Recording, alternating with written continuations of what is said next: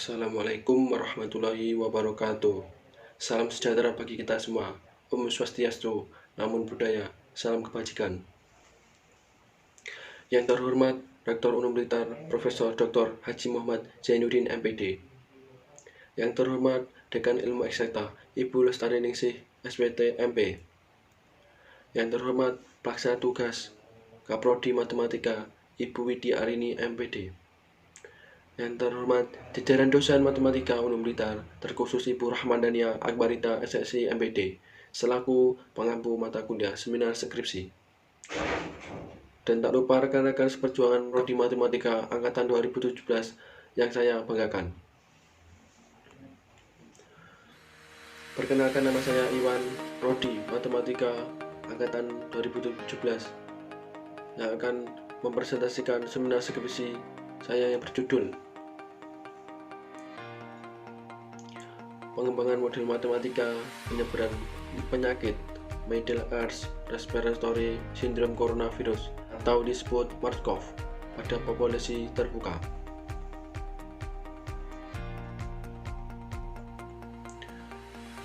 Di bab pendahuluan saya ada beberapa poin. Yang pertama ada latar belakang. Yang kedua, rumusan masalah. Ketiga, tujuan penelitian. Keempat, manfaat penelitian. Serta kelima, batasan masalah.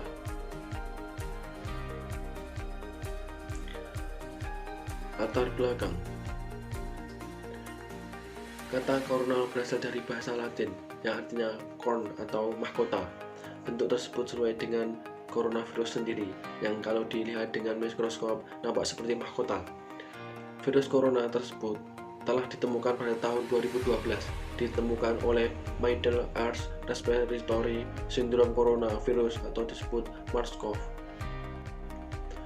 Berdasarkan informasi yang dipublikasikan oleh World Health Organization atau disebut WHO, sejak pertama kali dilaporkannya penyakit MERS-CoV pada tahun 2012 sampai akhir 2019, sebanyak 2.464 laboratorium telah mengonfirmasikan kasus MERS-CoV dengan jumlah kematian sebanyak 850 individu atau setara dengan 34,5% dari 27 negara, di mana sebanyak 2073 kasus atau 84% dilaporkan dari Arab Saudi dengan jumlah kematian sebanyak 772 individu atau 37,34%.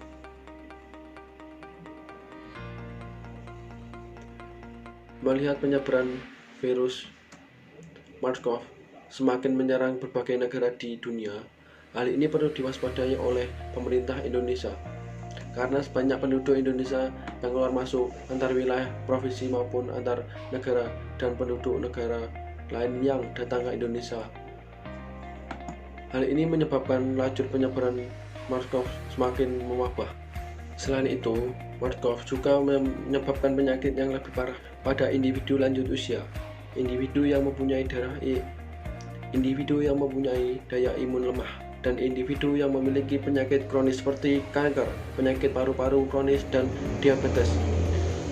Memperhatikan penyebaran virus tersebut, upaya pencegahan yang dilakukan oleh pemerintah Indonesia salah satunya adalah adanya lockdown antar negara, pengawasan atau pemantauan kepada masyarakat yang migrasi dan emigrasi antar kota di Indonesia, serta himbauan untuk beraktivitas di rumah saja. Salah satu pendekatan untuk menjelaskan solusi dari permasalahan yang terjadi dalam dunia nyata adalah memodelkan atau merumuskan permasalahan nyata dalam bahasa matematika. Setelah model matematika diperoleh, maka dapat diselesaikan secara matematis dan dapat diaplikasikan kembali dalam masalah nyata. Dalam penelitian ini akan dibentuk model matematika penyebaran penyakit MERS-CoV pada populasi terbuka. Model ini mengasumsikan populasi migrasi dari wilayah ke wilayah lain merupakan fenomena yang terjadi di suatu wilayah Indonesia. Adapun migrasi berpengaruh dalam lajunya penyebaran penyakit MERS-CoV di suatu populasi. Oleh karena itu, migrasi perlu diperhatikan dalam model. Dalam penelitian ini, populasi bersifat terbuka, artinya jumlah populasi dipengaruhi oleh kematian dan migrasi. Selanjutnya, rumusan masalah. Adapun berdasarkan hasil pemaparan sebelumnya, dapat dirumuskan permasalahan sebagai berikut. Bagaimana model matematika penyebaran penyakit MARS-CoV pada populasi terbuka? Kedua, bagaimana titik equilibrium bebas penyakit dan endemik serta kestabilan titik equilibrium bebas penyakit. Ketiga, bagaimana simulasi numerik model matematika penyebaran penyakit MARS-CoV pada populasi terbuka.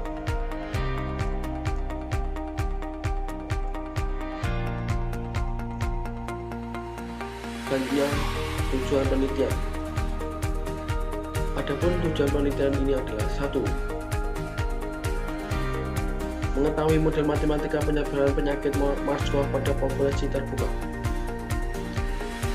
Kedua, mengetahui titik equilibrium bebas penyakit dan endemik serta kestabilan titik equilibrium bebas penyakit. Ketiga, mengetahui simulasi numerik model matematika penyebaran penyakit MARS-CoV pada populasi terbuka. Manfaat penelitian. Adapun manfaat dari penelitian ini diharapkan dapat membantu pemerintah maupun pihak-pihak terkait untuk mencegah penyebaran penyakit MARS-CoV pada populasi terbuka.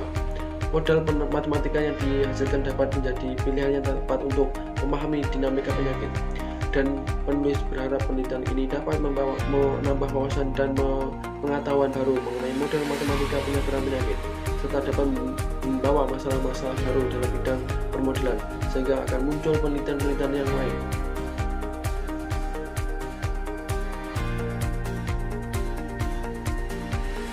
Selanjutnya, ada batasan masalah. Adapun batasan masalah seperti ini menggunakan model matematika yang berbentuk sistem permasalahan diferensial. Pada penelitian ini terdiri dari 5 batasan, yaitu 1. Susceptible atau dilambangkan dengan huruf S atau individu rentan, di mana individu rentan terkena penyakit MARS-CoV. Kedua, exposed atau dilambangkan dengan huruf E atau adanya individu keluar masuk. Lanjut, ketiga, infected atau dilambangkan dengan I atau individu terinfeksi, di mana di sini individu sudah terkontaminasi dengan virus. Keempat, recovery atau dilambangkan dengan huruf R atau individu dalam penyembuhan. Selanjutnya, dead atau dilambangkan dengan huruf D, individu mati.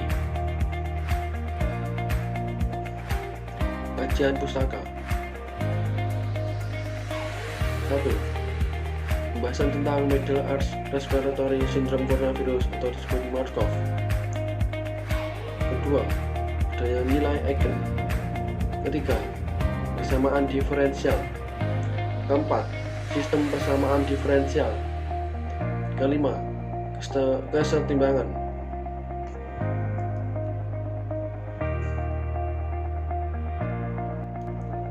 Pemaparan tentang Middle East Respiratory Syndrome Coronavirus atau disebut MARS-CoV. Middle East Respiratory Syndrome Coronavirus dilaporkan pertama kali pada tahun 2012 di Arab Saudi. Penamaan virus tersebut dipakai oleh Coronavirus Study Group atau disebut CCG of the International Committee on Toxicology of Viruses, sesuai dengan lokasi mewabahnya penyakit ini, yaitu di kawasan Timur Tengah. Adapun gejala yang timbul dari penyakit MARS-CoV pada manusia adalah 1. Adanya gejala mirip seperti flu, nyeri otot, lesu, gangguan pencernaan, dan radang tenggorokan, serta gejala non-spesifik lainnya. 2. Demam di atas 30 derajat Celcius. 3. Batuk dan napas pendek. 4. Nafas sesak bisa terjadi. Kemudian gejala tersebut biasanya muncul 2-10 hari setelah terekspos, tetapi sampai 13 hari juga pernah dilaporkan terjadi. Pada kebanyakan gejala ini biasanya muncul 2-3 hari. 5. Kematian terjadi akibat adanya komplikasi serius yang terjadi seperti akut seperti seperti Acute Respiratory Distress Syndrome atau ARDS dengan kegagalan multi organ, gagal ginjal serta pneumonia berat.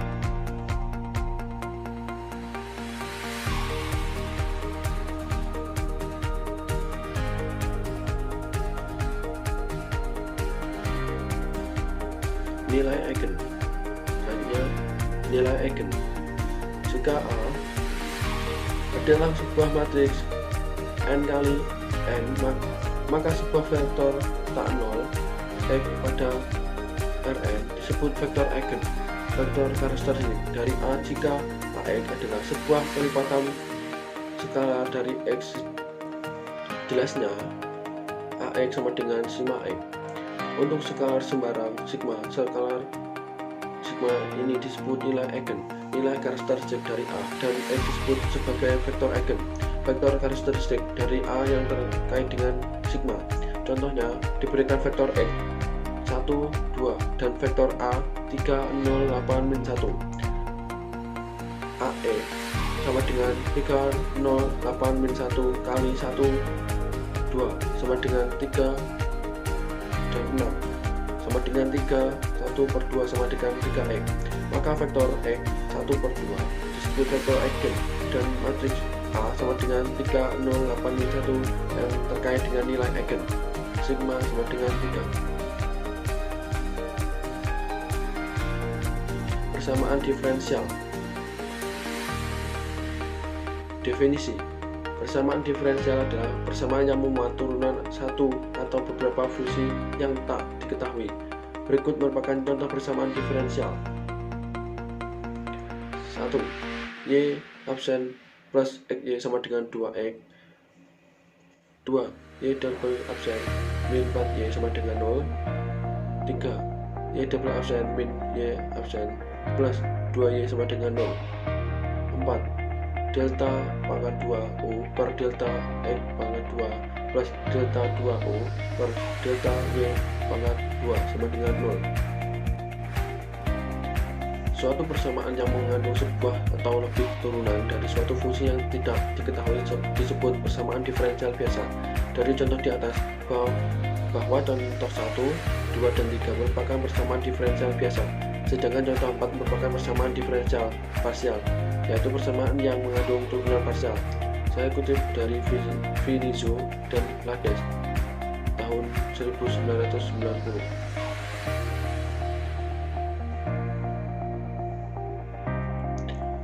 Sistem persamaan diferensial. Definisi. Sistem persamaan diferensial adalah suatu persamaan diferensial berorder n dan telah dinyatakan sebagai suatu sistem dari n persamaan berorder 1. Persamaan itu dapat ditulis dalam bentuk sebagai berikut.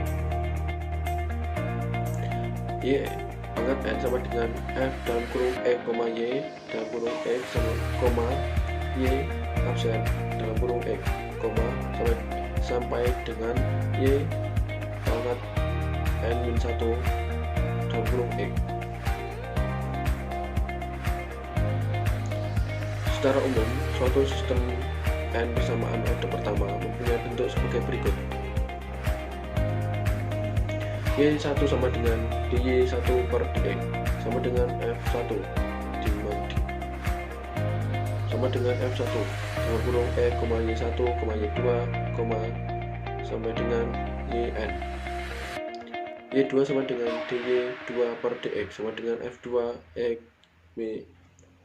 sama dengan f2 dalam kurung x, y1, y2 sama dengan yn, sampai dengan yn sama dengan dy n per dx sama dengan fn dalam kurung x, y1, y2 sampai dengan yn. Titik kesetimbangan atau disebut equilibrium. Titik kesetimbangan atau disebut equilibrium merupakan titik yang tidak berubah terhadap waktu. Artinya pada saat T sama dengan 1,2 sampai dengan N, nilai tersebut akan tetap dan tidak berubah. Diberikan sistem persamaan diferensial X sama dengan Fx, titik X yang himpunan bilangan real disebut titik equilibrium jika fx sama dengan 0. Titik equilibrium merupakan titik yang tidak mengalami perubahan sepanjang waktu atau konstan. Titik equilibrium diperoleh dengan menolakkan ruas kanan pada semua persamaan seperti persamaan di bawah ini. ds per dt sama dengan 0, di per dt sama dengan 0, dr per dt sama dengan 0. Dalam model matematika penyebaran penyakit Markov ini terdapat satu titik equilibrium, yaitu titik kesetimbangan. P sama dengan S I E R D.